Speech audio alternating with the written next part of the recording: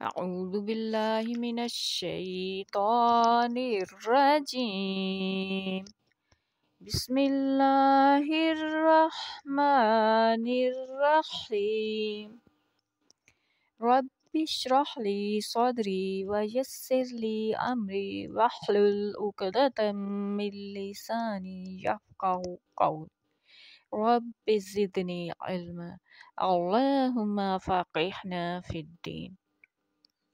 हमने पिछले जो एपिसोड थी इसकी आयत नंबर 39 की, उसमें इसका आधा हिस्सा देखा था, मुश्किल अल्फाज के मानी, और हमने ये देखा कि रूह क्या है और अल रूह से मुराद क्या थी।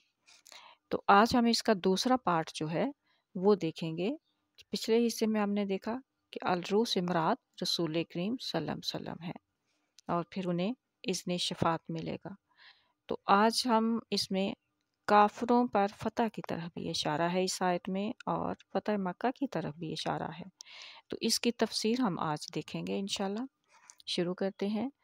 बिस्मिल्लाहिर्रहमानिर्रहीम यौमा यक़ूमुर रूहु वल मलाइकतु सफ़्फ़ा ला यतकल्लमूना इल्ला मन अज़िन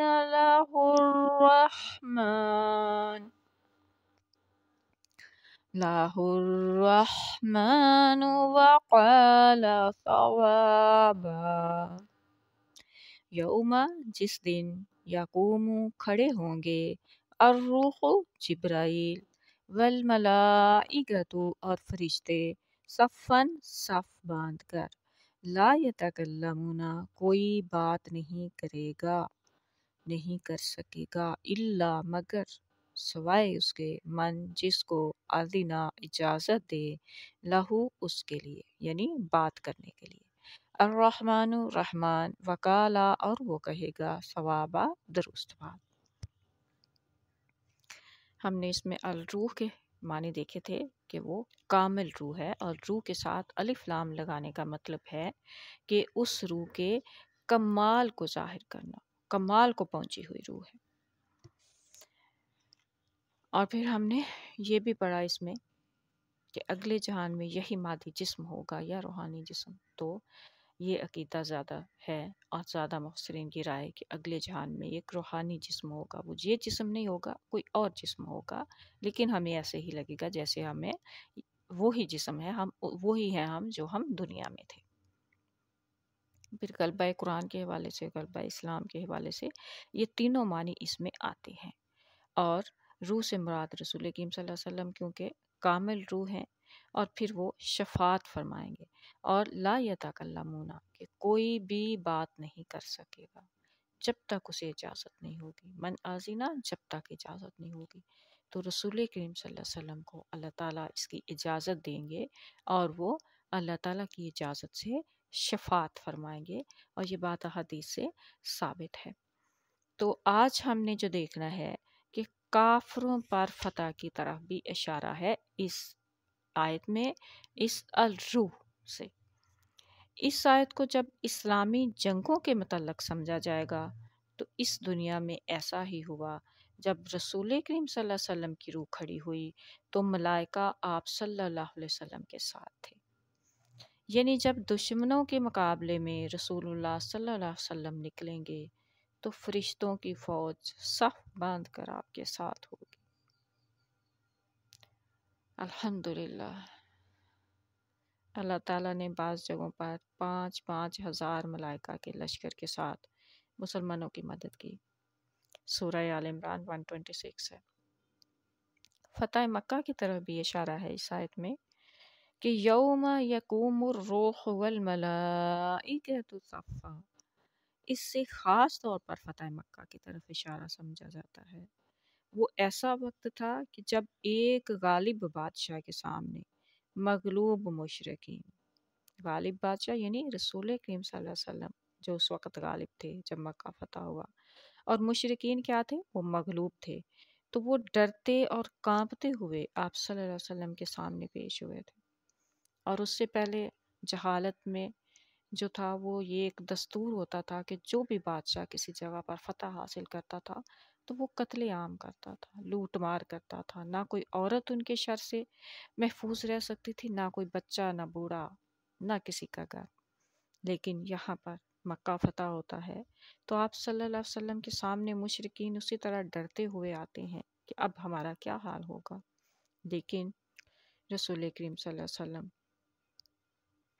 اور ان میں سے کسی کو بھی یہ طاقت نہیں تھی کہ وہ آپ کے سامنے بول سکیں، رسول اللہ صلی اللہ علیہ وسلم کے سامنے، سوائے اس کے رحمان خدا کے حکم سے۔ رسول کریم صلی اللہ علیہ وسلم کی طرف سے انہیں بولنے کی اجازت ملتی، یعنی وہاں اللہ تعالیٰ کے حکم سے رسول کریم صلی اللہ علیہ وسلم جس کو اجازت دیتے وہ ان کے سامنے بول سکتا تھا۔ پھر اس میں کوئی شک بھی نہیں کہ کفار مکہ سخت سزا کے مستحق تھے، لیکن رحمان خدا نے ان کے لیے بخشش کا فیصلہ محمد صلی اللہ علیہ وسلم کو سنایا، اور جب محمد رسول اللہ صلی اللہ علیہ وسلم نے معاف فرمایا تو بھی رحمان کے حکم کو ہی دہرایا تھا۔ معذرت، یعنی رسول کریم صلی اللہ علیہ وسلم نے جب سب کو معاف کر دیا تو یہ فیصلہ اللہ تعالیٰ کا تھا، اور رسول کریم صلی اللہ علیہ وسلم نے یہ فیصلہ سنایا، کیونکہ رسول کریم صلی اللہ علیہ وسلم بھی انتہائی مہربان انسان تھے۔ اور قرآن کریم کو عملی شکل پر دیکھیں تو رسول کریم صلی اللہ علیہ وسلم کو دیکھیں گے۔ غلبہ اسلام اور دربار محمدی کا ایک نقشہ ہے یہاں پہ جو ہم بیان کر رہے ہیں یہاں۔ یوم یقوم الروح، جس دن ہمارا رسول محمد صلی اللہ علیہ وسلم تم پر فتح حاصل کر کے کھڑا ہوگا۔ یہاں قیام سے مراد ظاہری قیام نہیں بلکہ دنیا پر غالبانہ اور اسے اپنے زیر نگیں کر لینا۔ والملائکۃ صفا، اور ملائکہ اس کے ساتھ صف باندھے کھڑے ہوں گے۔ یہاں پر ظاہری طور پر جو معنی ہے کہ ملائکہ سے مراد فرشتے نہیں لیں گے بلکہ ایسے لوگوں کی جماعت ہوگی آپ کے ساتھ ہوگی جو ملائکہ صفت ہوں گے۔ اور میں تو جب بھی تاریخ میں پڑھتی ہوں تو مجھے آج بھی رشک ہوتا ہے اور شاید کہیں حسد بھی، کہ وہ لوگ کیا تھے اور ہم لوگ کیا ہیں۔ ایک تنکے کے برابر برائی نہیں کرتے تھے اور ہم برائیوں میں گرے ہوئے ہیں، جبکہ ہم بھی اسی قرآن کو پڑھتے ہیں، وہی قرآن ہمارے پاس ہے۔ وہ لوگ واقعی فرشتوں کی طرح معصوم اور صاف تھے، اور ان کے اعمال ایسے ہی تھے کہ ان کے تشبیہ دی جا سکتی ہے کہ وہ فرشتہ صفت انسان تھے۔ تو دیکھتے ہیں کہ محمد رسول اللہ صلی اللہ علیہ وسلم تم پر فتح حاصل کر کے جب کھڑے ہوں گے تو یہاں قیام سے مراد ظاہری قیام نہیں بلکہ دنیا پر غالب آنا اور اسے اپنے زیر نگیں کر لینا۔ اور پھر والملائکۃ صفا، اور ملائکہ اس کے سامنے صف باندھے کھڑے ہوں گے۔ ملائکہ سے مراد فرشتے نہیں لیں گے بلکہ ایسے لوگوں کی جماعت آپ کے ساتھ ہوگی جو ملائکہ صفت ہوگی۔ اسلام کی منظم حکومت دنیا میں قائم ہو جائے گی اور محمد صلی اللہ علیہ وسلم براہ راست دنیا سے خطاب کریں گے۔ لا یتکلمون الا من اذن لہ الرحمن، اس وقت وہی بولے گا جسے خدا کی طرف سے بولنے کی اجازت ہوگی۔ مطلب رسول کریم صلی اللہ علیہ وسلم کے دربار میں بولنے والے ایسے ہوں گے جن کو خدا نے اجازت دی ہوگی، وہ بولیں گے۔ وقال صوابا، اور وہ جو بھی مشورہ دیں گے بالکل صحیح ہوگا۔ گویا محمد صلی اللہ علیہ وسلم کو اللہ تعالیٰ کی طرف سے ایسی جماعت ملے گی جس کی بڑی خوبی یہ ہوگی کہ وہ تب بولے گی جب خدا سے انہیں حکم ملے گا، اور وہ کوئی کام خدا کے حکم کے بغیر نہیں کریں گے۔ ماشاءاللہ، سبحان اللہ۔ جبکہ باقی لوگ نفسانی خواہشات کے پیچھے چلتے ہیں۔ اب ہم اس کے مخالف جو ہے، جیسے کسریٰ کا آپ دربار دیکھیں، کیسر کا دیکھیں، اور دنیاوی آج کل بھی دیکھیں تو آج کے دور میں بھی سب جو بادشاہ ہوتا ہے یا جو بڑا امیر ہوتا ہے اس کے دربار میں سب خوش آمدی ہوں گے، اپنی اپنی وہ غلط کام بھی کر رہے ہوں گے تو ان کو ان کی ہاں میں ہاں ملائیں گے، کیونکہ وہ ان سے ناراض نہ ہوں اور اپنے کام نکلوائیں گے۔ سب اپنی اپنی خواہشات کی اپنی اپنی بات منوانے کے لیے ان کی ہاں میں ہاں ملائیں، جبکہ یہاں پہ کیا ہے کہ لوگ نفسانی خواہشات کے پیچھے چلتے ہیں تمام جگہوں پر، لیکن رسول کریم صلی اللہ علیہ وسلم کی جماعت ایسی نہیں ہوگی۔ وہ جو بھی مشورہ دیں گے وہ خدا کے حکم کے مطابق دیں گے، ان کی رہنمائی قرآن کر رہا ہوگا، وہ اپنی نفسانی خواہشات کے پیچھے نہیں چلیں گے۔ جبکہ دوسرے جو عام دربار ہے، جو عام وہ بادشاہوں کے محل ہیں، اس میں لوگ اپنی نفسانی خواہشات کے پیچھے چلتے ہیں، ناچ گانا، لغو باتیں، قصے کہانیاں، ان سب کا حکم خدا نے نہیں دیا۔